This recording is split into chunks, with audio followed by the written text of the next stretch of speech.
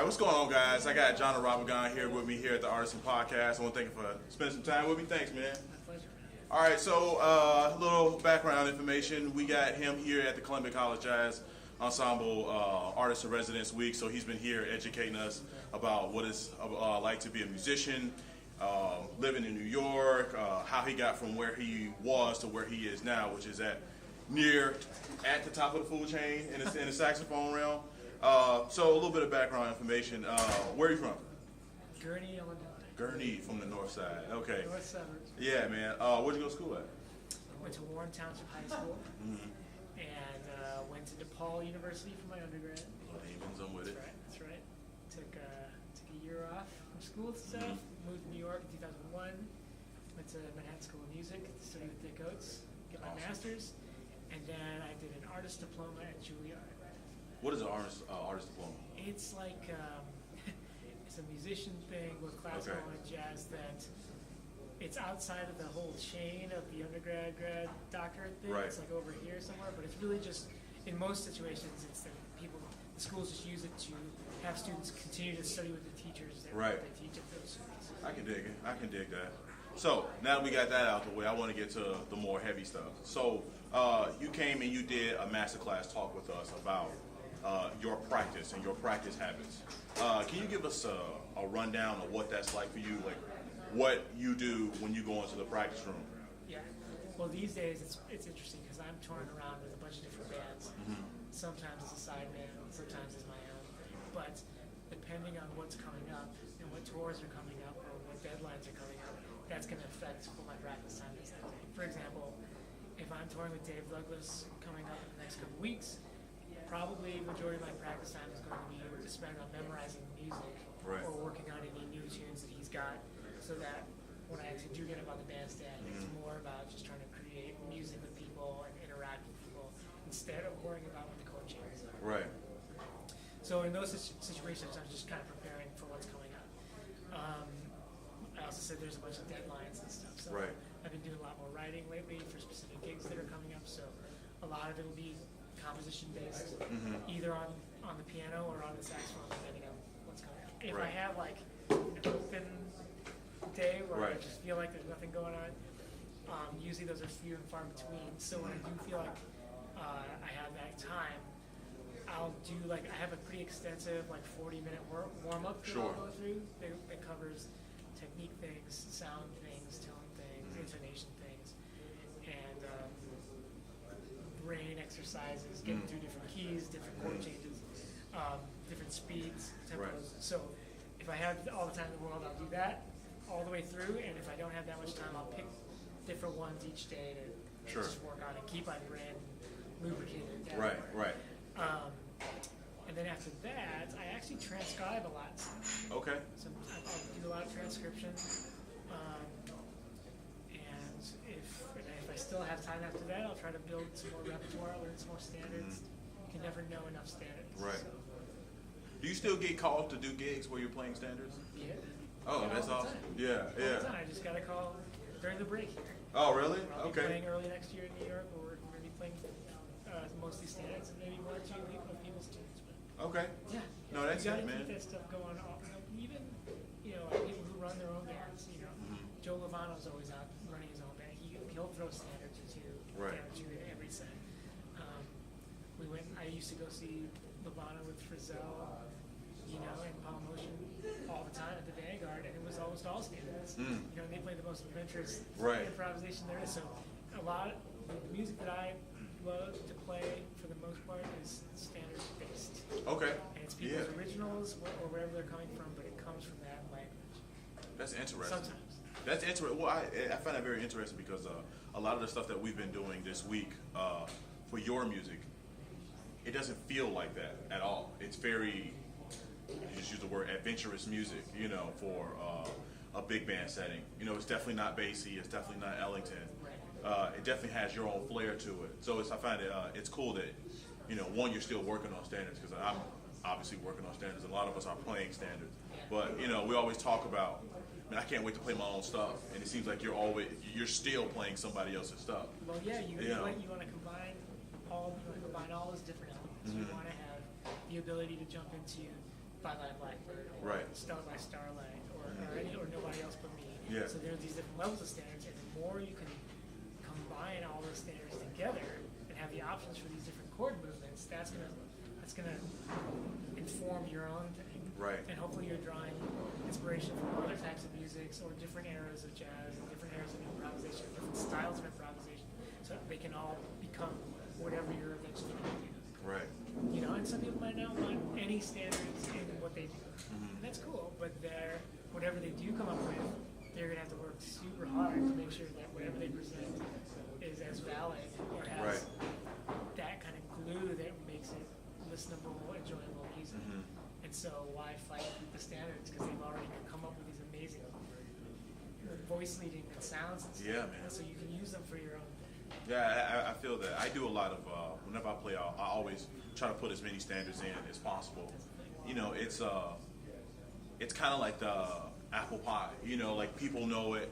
It feels good to eat. It's sweet. It's like, oh yeah, you know, it's like, oh, it's take the A train. You know, I love it, and it helps the crowd. But you know, like we really do feed off the crowd. You know, and when they know the song that you're playing, it gives you a boost. I feel like, you know, it's like, oh yeah, I want to play it in a way that makes them happy. You know, and we love it with for anybody that's not a musician that's listening. We love it when people interact with us. You know, so if we do something, you know, that's cool. If we quote a lick from somebody that has played a famous solo on something, it's like, oh, I know that, and they cheer, man. I don't know what that is. I guess that's how athletes feel when they dunk. You know, it's like, it's like, you know, but it's like they go crazy and they recognize it. You know, we're here at the Jazz Showcase now, and we usually here there's a very informed crowd. You know, so. It's been a great audience. Absolutely, man. I want to thank Joe Siegel for having us here. You know, he's a great ambassador to the music, you know, and allowing, you know, college kids to come and be here and allowing you to come and be with us. So I want to thank him for that. I want to double back just a little bit, though, into the practice realm. How many hours do you think you still put in when you have the time, you know, like, or even when you were coming up, like when you were starting to figure out, man, I actually kind of sound like something. I know sometimes that it really feeds you. It's like, oh man, I want to practice even more now. Like at your peak practice time, you know, when you were climbing that mountain. Well, I know you're still climbing. Yeah, absolutely. But like, what was your practice days like? Wow, it would vary very greatly. Some days I would skip class. Practice for 8 hours a day. Don't skip class, you're paying for it. I'm not saying yeah. I would do that 8 hours a day, but then, you know, if I stayed in the practice room for way too long, maybe my practice isn't as effective as it would have been if I had less time. So I don't necessarily think it's the quantity of the practice time, but it's the quality of it. Right. And knowing that when you're in there, you're actually getting work done and not just trying to sound good and impress people who are walking around the practice room around you, or just rehashing stuff that you've already done. Sure. You want to make sure you sound bad in the practice room. Oh yeah, I hear that. You're working on stuff.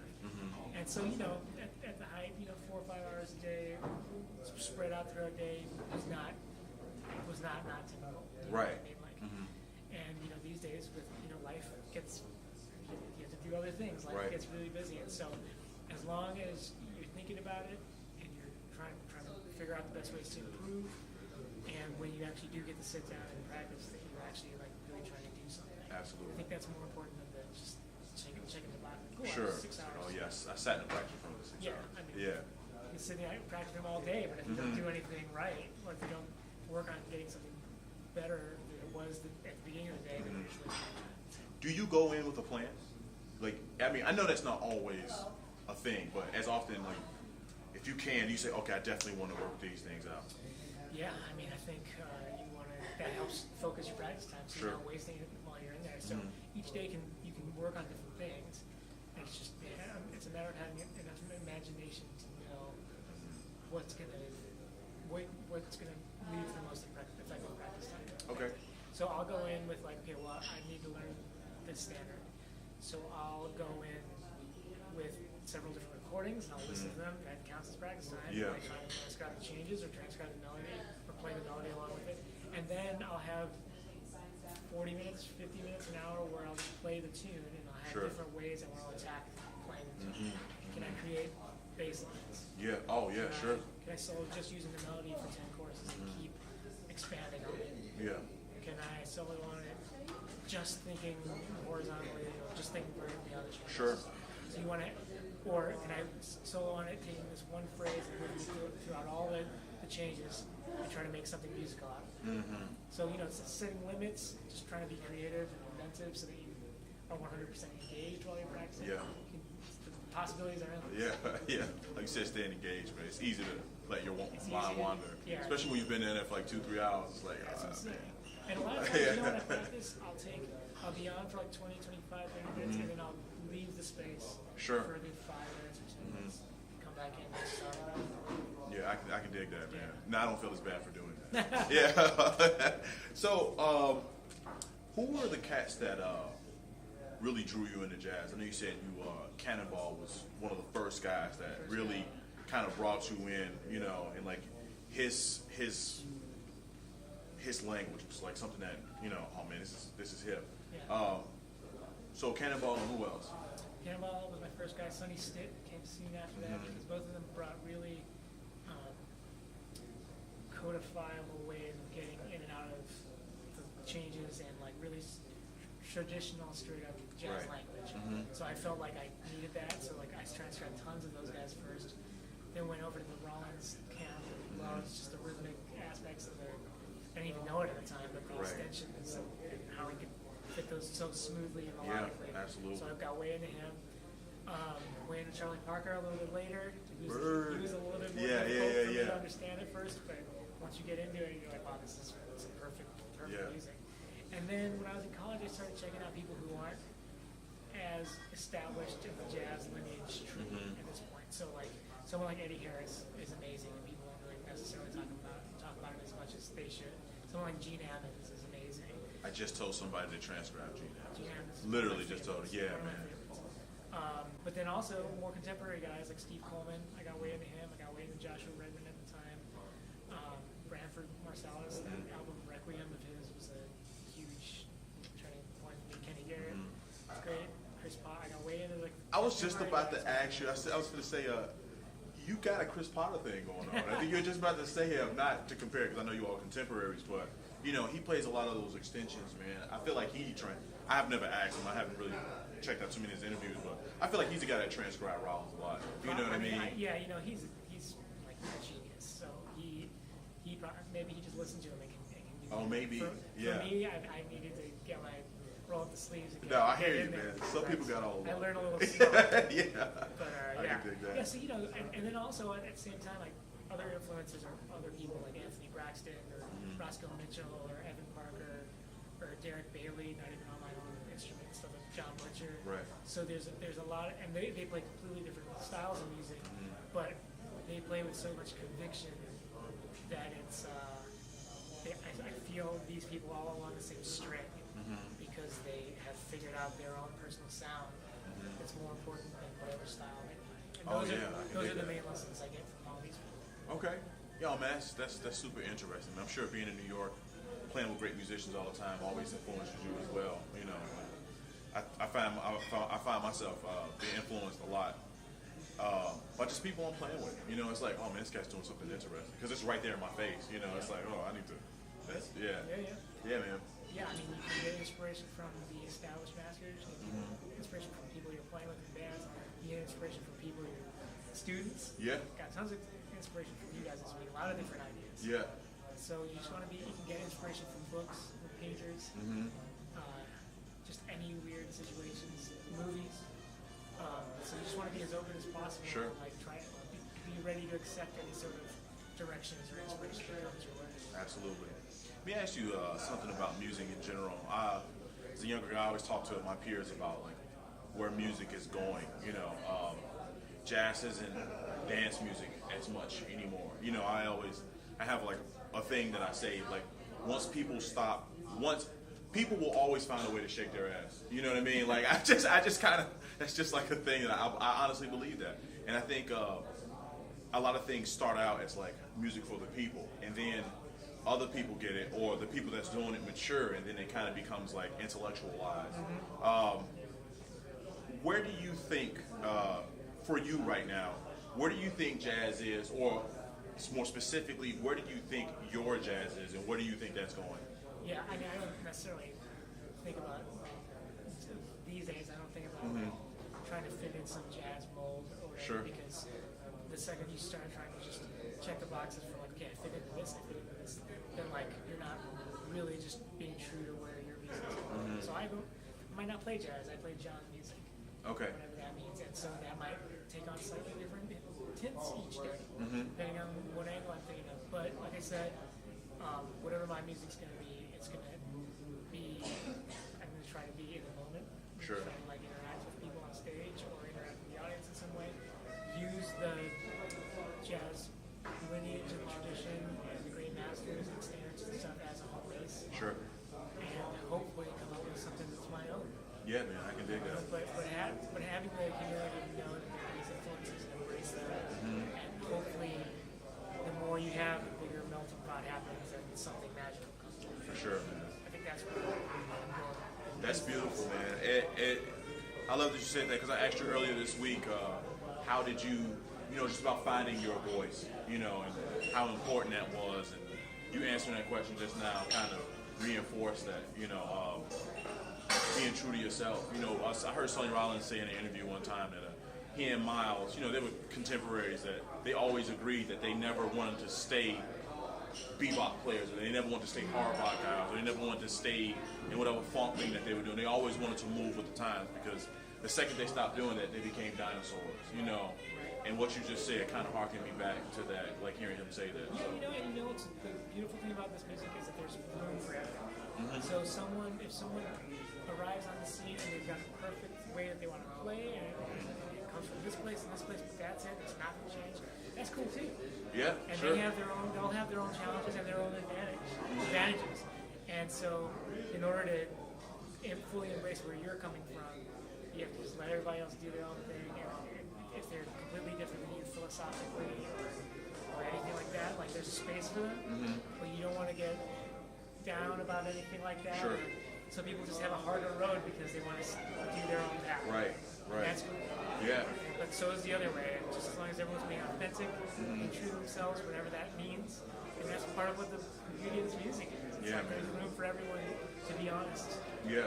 Within themselves. Absolutely. That's encouraging. I'm glad that you say that. It's like I can do it. All right. So last couple questions. Where do you see yourself going?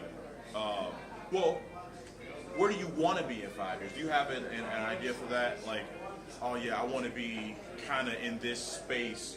I know plans change. They're going to change tomorrow. Absolutely.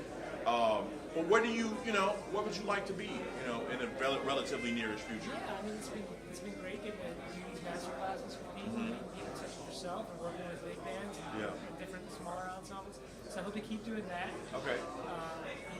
Other places in the country, other places in the world. This has always been great. I'm actually doing a lot more writing these days. Oh, awesome. Still transcribing a ton, but I'm doing a lot of writing in a lot of different styles. Okay. So maybe not even necessarily these types of tunes we're playing, string quartets or like song cycles for classical voice and things like that. So I'm trying to just expand my palette.